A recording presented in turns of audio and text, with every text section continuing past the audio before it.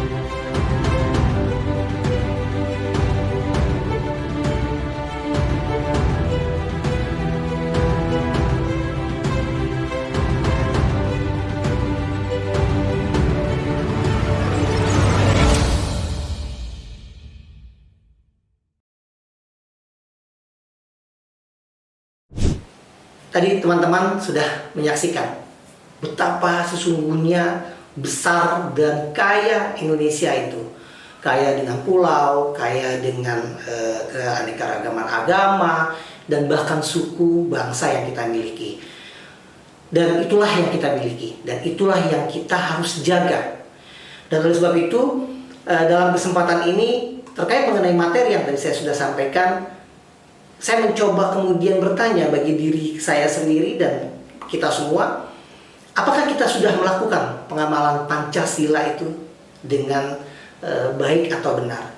Sikap dan perilaku warga negara yang dijiwai oleh kecintaannya kepada NKRI yang berdasarkan Pancasila dan Undang-Undang Dasar Negara Republik Indonesia tahun 1945 di dalam bermasyarakat, berbangsa, dan bernegara.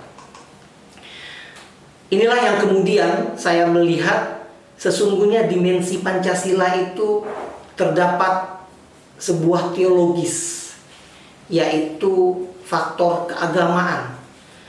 Faktor agama di mana kita meyakini adanya Tuhan Yang Maha Esa. Itu salah satu dimensi dalam Pancasila, teologis. Dan kemudian ada dimensi etis. Dimensi etis ini terkait mengenai etika, moral, kemudian sopan santun yang kita miliki. Dan selanjutnya ada dimensi integral, integratif, di mana sesungguhnya kita bukan hanya hidup sendiri, kita hidup berkelompok, dan kemudian kita terdapat perbedaan-perbedaan suku, bangsa, agama yang tadi saya sampaikan. Dan kemudian kita harus bersatu. Nah, itulah menjadi sebuah dimensi di dalam Pancasila. Izinkan dalam kesempatan ini saya mencoba mengutip apa yang disampaikan oleh Bung Hatta. Bung Hatta mengatakan bahwa menilai Pancasila tersusun atas dua fundament. Ini disampaikan oleh Bung Hatta. Terkait mengenai fundament ini sesungguhnya tidak dapat terpisahkan dan kemudian menjadi satu kesatuan. Di antaranya itu fundament aspek moral, yaitu ketuhanan yang Maha Esa, jiwa di mana kita meyakini adanya Tuhan. Dan kemudian selanjutnya fundament aspek politik, yaitu kemanusiaan, persatuan Indonesia, demokrasi, kerakyatan, dan keadilan sosial. Nah, inilah yang menjadi dua fundament yang tadi disampaikan oleh Bung Hatta, yang menjadi satu kesatuan tidak dapat dipisahkan. Selanjutnya Buya Hamka, kita nggak perlu lagi meragukan secara keilmuan, secara kesolehan, dan kita juga bisa baca literasi para tokoh bangsa berbicara mengenai Pancasila. Tapi dalam kesempatan ini saya mencoba mengutip apa yang disampaikan oleh Buya Hamka. Buya Hamka mengatakan Pancasila itu seperti bilangan angka 10.000. Angka 1 sebagai angka wujud sila pertama, yaitu ketuhanan yang Maha Esa. Sedangkan keempat sila lainnya itu adalah angka 0. Kalau angka 1 dihapuskan, kata Buya, atau dikaburkan, maka keempat angka 0 yang ada di belakangnya pun menjadi tidak berharga atau tidak ada artinya. Itulah kita bisa katakan bahwa sesungguhnya yang disampaikan oleh Buya Hamka dan Bung Hatta ini ada aspek aspek moral, aspek ketuhanan, dan kemudian ada aspek sosialnya. Ini yang kemudian saya mencoba mengartikan bahwa Pancasila itu dapat diartikan sesungguhnya untuk menjaga kedaulatan negara, kemudian keutuhan wilayah dan keselamatan wilayah, keselamatan bangsa, maaf. Nah, ini satu hal yang tidak dapat juga dipisahkan. Kita bicara Pancasila, maka kemudian kita bicara mengenai kedaulatan negara. Kita bicara Pancasila, maka kita bicara mengenai keutuhan wilayah. Kita bicara Pancasila, kita bicara juga mengenai keselamatan bangsa. Selanjutnya di dalam pembukaan Undang-Undang Dasar Negara Republik Indonesia tahun 1945 itu kan dikatakan bahwa kemerdekaan adalah hak segala bangsa, ya. Kenapa? Karena gak ada lagi itu penjajahan di atas penjajahan di atas dunia harus dihapuskan karena tidak sesuai dengan peri kemanusiaan dan peri keadilan. Dan ini sesungguhnya kita dapat lihat bahwa apa yang terkandung di dalam pembukaan Undang-Undang Dasar 45 itu pun juga tidak lepas dari pemaknaan yang terdapat di dalam Pancasila. Selanjutnya setelah kita melihat terkait mengenai makna dimensi yang ada di dalam Pancasila dan kemudian pembukaan Undang-Undang Dasar 45, kita bicara mengenai prinsip negara, demokrasi, dan negara hukum. Kita bicara mengenai konstitusi, ya. Di dalam pasal 1 ayat 2 dikatakan bahwa kedaulatan berada di tangan rakyat. Rakyat yang berkuasa. Saya selalu mengatakan bahwa rakyat sebagai pemegang saham terbesar dalam sebuah negara. Tetapi perlu diingat, perlu dilihat, ada pasal 1 ayat 3-nya yang dimana dikatakan bahwa kita adalah negara hukum. Negara Indonesia adalah negara hukum. Nah, ini kan menunjukkan bahwa Indonesia bukan negara kekuasaan, tapi kemudian menjadi negara hukum. Ini menjadi penting agar semua tindak tanduk, hak dan kewajiban setiap warga negara itu diatur oleh hukum. Jadi nggak bisa main saya warga negara, maka kemudian saya dapat bertindak sesuka hati saya. Nah, dengan faktor itu semua sebenarnya sejatinya apa yang dipikirkan oleh founding father kita, apa yang telah dibicarakan oleh founding father kita, ya baik itu Bung Hatta, Bung Karno, Nasir dan tokoh-tokoh lainnya, itu benar-benar telah menyiapkan sebuah kalau dalam sebuah bangunan itu apa, pondasi yang kuat, ya, yang kokoh, karena mereka sadar Indonesia ini kaya dengan keanekaragaman yang tadi kita bisa lihat videonya, ya, kaya dengan alam, kaya dengan sumber daya manusianya. Nah, ini yang sesungguhnya jika kita tidak cermati, ini akan menjadi sebuah ancaman nyata bagi kita sebuah bangsa Indonesia. Kenapa saya katakan itu? Karena kita bisa lihat akibat laju pertumbuhan penduduk dunia, kemudian meningkatnya kebutuhan dunia dengan energi, pangan, air, ada di Indonesia. Ya. Nah, itulah yang kemudian akhirnya banyak pihak-pihak ketiga melakukan proxy war, menghancurkan Indonesia. Ya, ini sudah bukan lagi dengan agresi militer, tapi dengan melakukan proxy war. Nah, inilah yang sebenarnya dapat kita lihat 10 tanda kehancuran bangsa. Yang pertama, meningkatnya kekerasan di kalangan remaja. Ini kekerasan di kalangan remaja ini cukup tinggi. Kemudian penggunaan bahasa yang memburuk, ya, jadi tidak ada tidak ada sopan santunnya atau pakai antara yang muda dengan yang tua, antara yang junior dengan yang senior, gitu kan. Kemudian menjadi bebas penggunaan bahasanya. Dan kemudian yang ketiga, meningkatnya perilaku merusak diri, penggunaan narkoba, seks bebas. Selanjutnya, pengaruh teman jauh lebih kuat daripada orang tua dan guru, serta merosotnya perilaku moral dan meningkatnya egoisme pribadi. Jadi orang seakan-akan merasa saya ada karena saya bisa kuliah di UNJ itu karena saya. Padahal sesungguhnya kita bisa kuliah, kita bisa mengenyam, dan teman-teman mahasiswa baru dapat menjadi mahasiswa di Universitas Negeri Jakarta, itu sesungguhnya bukan hanya karena pribadi. Ya betul ada faktor pribadi, tapi banyak faktor yang mendukung. Siapa di antaranya? Ya orang tua. Dengan doa orang tua, kemudian dengan kerja keras orang tua agar anak-anaknya menjadi sukses. Dan kemudian menurunnya rasa bangga, cinta bangsa dan tanah air. Nah, ini merosot, gitu ya. Ini kan banyak kalangan muda itu dengan bangganya memposting, ya, alam luar. Padahal sebenarnya alam di Indonesia itu kaya, ya. Bisa dilihat tadi videonya. Kemudian rendahnya rasa hormat kepada orang tua dan guru. Kemudian meningkatnya perilaku merusak kepentingan publik. Kemudian ketidakjujuran terjadi di mana-mana. Kita bisa lihat, ya, ketidakjujuran diantaranya meningkatnya korupsi, ya, di mana ada beberapa oknum pejabat yang dengan bebasnya melakukan korupsi, ya, untuk kepentingan pribadi dan golongannya. Dan kemudian berkembangnya rasa saling curiga, membenci dan memusuhi di antara sesama bangsa. Nah, ini yang kemudian saya mencoba melihat ada 3 faktor saat ini yang kita alami sebagai sebuah bangsa. Yang pertama, akunya. Kalau orang Betawi bilang nih, gue-nya gitu. Me besar. Kemudian faktor Covid, ya, udah setahun lebih, kurang lebih setahun kita mengalami pandemi Covid-19. Dan kemudian fitnah, hoaxnya.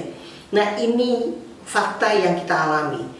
Dan sesungguhnya jika kita ingin keluar, kita harus lihat dari dimensi Pancasila yang tadi di awal saya sampaikan. Dari bagaimana founding father itu membangun Indonesia untuk bisa dinikmati oleh kita sebagai anak cucunya. Karena saya teringat, izin saya sedikit bercerita, dulu di saat ketika Bung Karno dan Bung Hatta, ya, ingin memproklamirkan Indonesia, setelah proklamasi di belakang stage, di belakang panggung, Bung Hatta memeluk Bung Karno. Dan kemudian Bung Hatta menangis. Kondisi saat ini kita bisa lihat dulu mungkin sebelum 2020, sebelum pandemi, kalau misalkan ada pelajar yang agak-agak nakal gitu ya, tapi saya yakin teman-teman mahasiswa baru di sini dan kemudian Civitas Akademika itu nggak pernah melakukan. Jadi kalau misalkan mau bolos itu lompat pagar. Tapi setelah pandemi, karena perkuliahan pengajaran dengan sistem online, itu mematikan kamera dan kemudian mematikan mikrofon. Itu kondisi yang ada. Nah, inilah yang kemudian 4 pilar kebangsaan yang mulai rapuh. Ini saat ini harus kita bumikan dan kemudian kita amalkan. Apalagi mengenai Pancasila. Jadi Pancasila bukan hanya kita menghafal dari sila 1 sampai sila ke-5, tapi kemudian kita harus jadikan sebagai pandangan hidup. Falsafah negara, falsafah bangsa, dasar negara, sumber dari segala sumber hukum. Karena itulah Pancasila, apalagi tadi yang sudah di awal saya sampaikan terkait mengenai dimensi Pancasila. Nah, kemudian Undang-Undang Dasar tahun 1945 dilaksanakan dengan baik sehingga tercipta keadilan dan masyarakat dan kesamaan kedudukan di mata hukum. Karena di dalam konstitusi kita, di dalam Undang-Undang Dasar 45 itu tidak menyebutkan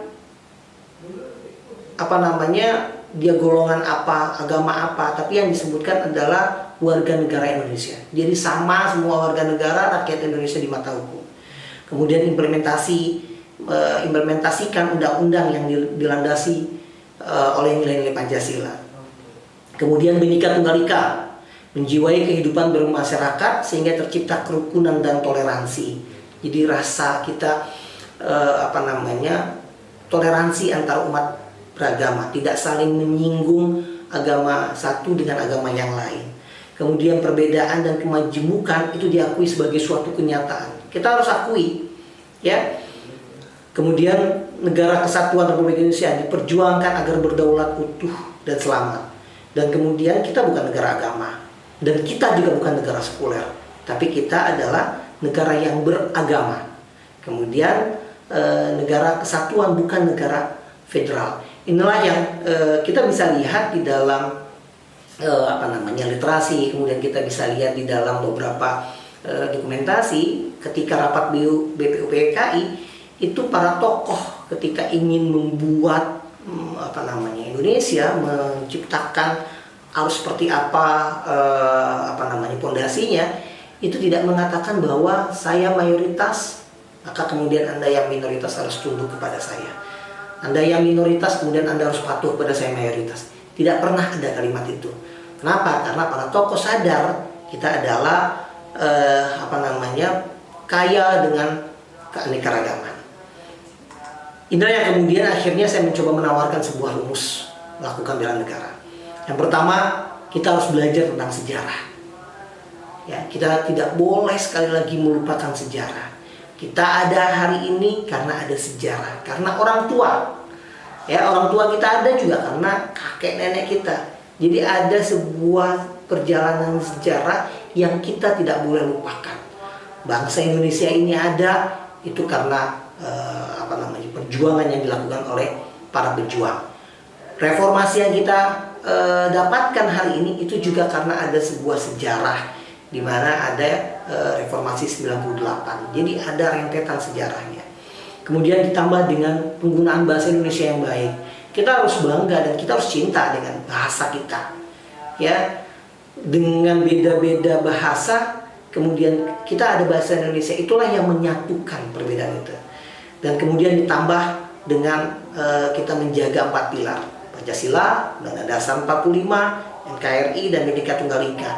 Jika kita menjaga ini semua, maka secara otomatis, secara automatically kita telah melakukan sebuah tindakan bela negara. Karena bela negara bukan hanya angkat senjata, tapi kemudian kita harus bisa menjaga ini semua.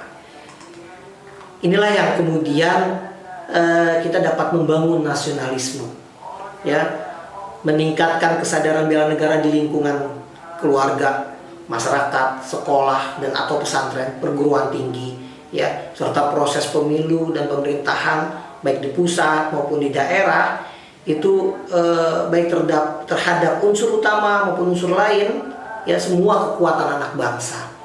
Jadi kita harus memulai, ya kita harus menjaga keluarga, ya antara kakak dengan adik, antara kakak adik dengan orang tua, dan kemudian di lingkungan kita saling gotong royong, ya apalagi dalam kondisi pandemi saat ini, ya kita harus punya rasa aware, rasa peduli, kan gitu.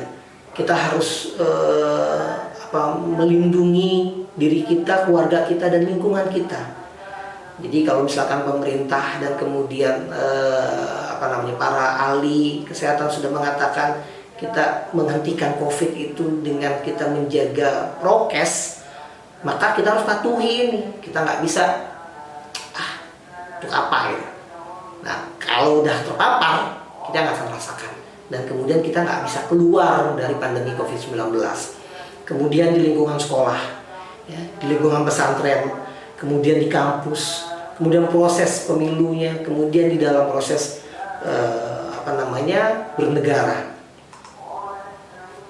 Kesimpulannya, banyak cara dalam mengkonsolidasikan kekuatan ilmu bagi mahasiswa yang merupakan kaum milenial. Dengan membangun nilai positif secara terstruktur, sistematis, dan masif, ini guna melawan nilai-nilai negatif yang dapat merusak generasi muda. Terlebih mengamalkan rumus bela negara yang tadi saya sampaikan. Oleh sebab itu ada dengan berupaya yang pertama, memanfaatkan era digital secara utuh dengan sebuah tanggung jawab yang didasari oleh norma etika. Kita bisa lihat ya begitu bebasnya era digital, dan kemudian seakan tidak ada batas ruang dan waktu. Orang dapat dengan bebas mengutarakan isi hatinya tanpa melihat penderitaan orang lain, kemudian tidak peduli dengan perasaan orang lain. Nah, oleh sebab itu kita harus benar-benar menjaga era digital ini dengan rasa tanggung jawab, ya. Dan kemudian yang kedua, mahasiswa yang menjadi bagian dalam kaum milenial jangan sampai kehilangan momentum. Tetap pada hitahnya untuk fokus pada studi. Namun tetap harus melakukan diskusi yang kreatif dan atau konstruktif. Pengabdian kepada masyarakat serta tetap kritis yang membangun. Selalu memberikan solusi terbaik kepada pemerintah dalam mengambil kebijakan demi kepentingan rakyat dengan tetap menjaga norma etika dan intelektual sebagai mahasiswa Indonesia. Kita tidak bisa dengan marah-marah, ya kan? Kita mengkomplain, merasa orang lain itu salah, tapi kemudian kita tidak mencoba memberikan solusinya. Ya, sesungguhnya jika kita memberikan solusi, itu kita telah membantu negara dalam setiap persoalan yang dihadapi. Apalagi dengan kondisi pandemi saat ini, kan gitu. Kita bisa membantu dengan banyak cara, artinya mendorong, mensosialisasikan masyarakat yang belum melakukan vaksin untuk melakukan vaksin, ya, kemudian untuk prokes, kemudian kalau tidak perlu keluar rumah tidak perlu. Itu bagian dari wujud kritis kita, tapi kemudian tetap memberikan solusi. Kemudian yang ketiga, jika kemudian perjuangan mahasiswa tersebut dilakukan berdasarkan dengan rumus Pancasila yang tadi saya sampaikan, maka saya meyakini kedaulatan negara, keutuhan wilayah, dan keselamatan bangsa ini dapat dicita-citakan. Ya, maka apa yang dicita-citakan oleh para founding father kita yang termaktub dalam Undang-Undang Dasar 45 dan Pancasila tersebut, itu kita akan siap menuju Indonesia, ya, Mas. Pada hakikatnya bela negara, sekali lagi, bukan semata-mata angkat senjata. Terakhir, di penutup, saya mencoba menyampaikan apa yang apa yang disampaikan oleh Bung Hatta. Bung Hatta mengatakan, jatuh bangunnya negara ini sangat tergantung dari bangsa ini sendiri. Makin pudar persatuan dan kepedulian Indonesia hanyalah sekedar nama dan gambar seuntayan pulau di peta. Jangan mengharapkan bangsa lain respek terhadap bangsa ini bila kita sendiri gemar memperdaya sesama saudara sebangsa, merusak dan mencuri kekayaan Ibu Pertiwi. Jadi jika kita ingin menjaga Indonesia, maka kita harus jadikan Pancasila sebagai falsafah kita dalam bernegara. Kita harus jadikan Pancasila sebagai pegangan kita, ya. Dan jika kita bisa menjaga itu semua, maka kekhawatiran sekali lagi yang disampaikan oleh Bung Hatta, kita akan menjadi sebuah cerita gambar seuntaian pulau di peta, itu insya Allah tidak akan terwujud. Dan kemudian apa yang akan dilakukan oleh pihak ketiga dengan melakukan proxy war itu dapat kita cegah, karena kita sebuah bangsa tetap bersatu, kemudian tetap bisa keluar dengan setiap persoalan-persoalan yang kita hadapi. Terakhir, saya juga mencoba menyampaikan beberapa negara dan politik merupakan satu tarikan nafas dengan agama, satu roh yang tidak dapat dipisahkan. Ketika kita ingin bernegara, ketika kita ingin berpolitik, maka jangan pernah kita tinggalkan agama. Ini dapat dianalogikan seperti manusia, antara jasad dengan roh. Ketika sang pemilik khalik, sang pemilik roh mengambil rohnya, maka kemudian bukan lagi disebut sebagai manusia, maka dapat disebut mayat karena tidak memiliki roh.